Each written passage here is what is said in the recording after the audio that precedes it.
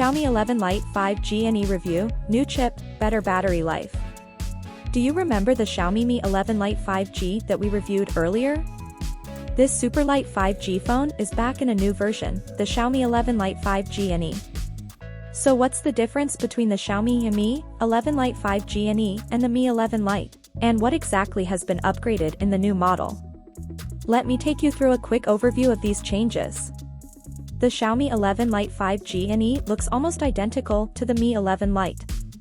The 157G body, 6.8 thin, is also almost the same weight as the Lite 5G version. I don't think having the same design and weight is a bad thing, as I always thought the Mi 11 Lite 5G looked elegant and felt great in my hands. Do you remember the peculiarity of the screen of the Xiaomi 11 Lite 5G? Well, the Xiaomi 11 Lite and E still uses RGB Delta pixels without any changes, so the shortcomings of Lite 5G are still present on the Lite and E model. If you're a person who is very conscious of how the screen looks, you have to be aware of this particular factor.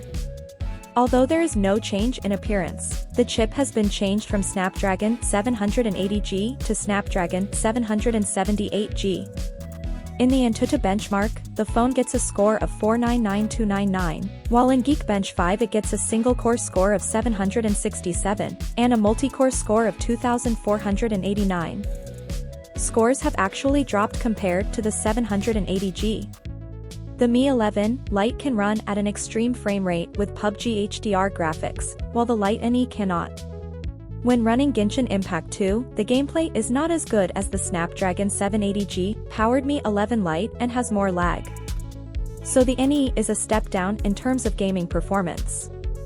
And when running large games like Genshin Impact, because our Xiaomi 11 Lite NE unit has only 6GB RAM, MIUI's control of background apps is too strict, causing most apps in the background to be killed.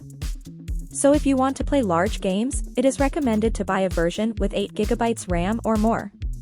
The Xiaomi 11 Lite 5G and E's camera setup is also the same as the Mi 11 Lite 5G, featuring a 64MP main camera, an 8MP ultra-wide-angle lens, and a 5MP telephoto macro lens.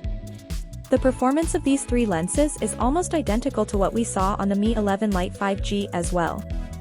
Main camera.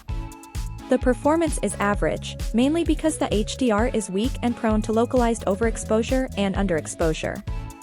The issue of jagged lines in the 2x zoom mentioned in the Mi 11 Lite 5G is still present on the NE model too. The performance at night is the same as most budget phones, with only the main camera performing better and the ultra-wide lens requiring night mode to be turned on for a better view. The telephoto macro lens is also an old friend of us, and as always is better than most macro lenses out there.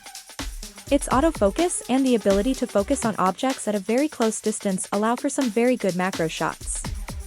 Overall, the Xiaomi 11 Lite 5G and E's photography is at the average level for its price range, with no improvement over the Mi 11 Lite 5G.